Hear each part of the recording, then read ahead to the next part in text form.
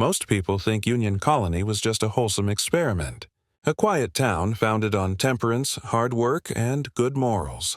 But when you look closer, the rules, the water, the expectations, and the ghosts tell a much more complicated story.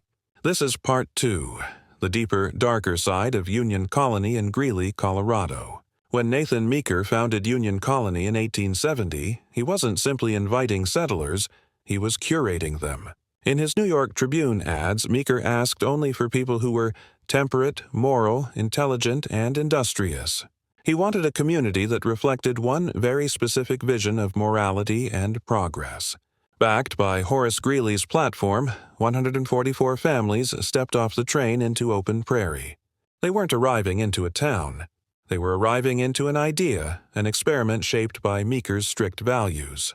They immediately began building irrigation ditches, including the ambitious Greeley Ditch No. 3.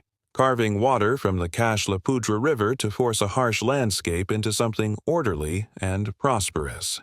It worked, but it also created a community with a deep culture of control.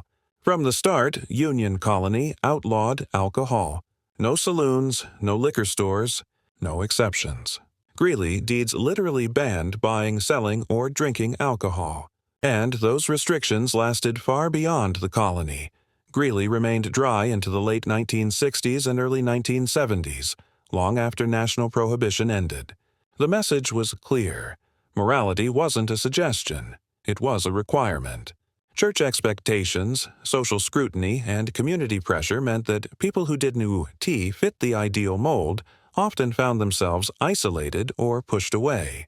On paper, Union Colony promoted cooperation. In reality, it functioned as a utopian experiment built around white, Protestant, middle-class norms. And the land remembers the tension under that polished image. Union Colony's irrigation success inspired towns all along the South Platte River, reshaping Colorado's agricultural landscape. But this success came with consequences. Indigenous nations who had relied on these river systems for generations faced new restrictions.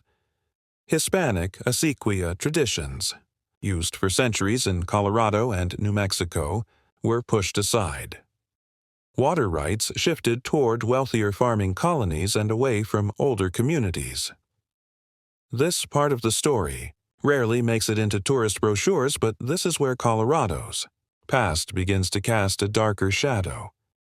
Greeley's triumph placed pressure on those who had lived with the land long before the colony arrived.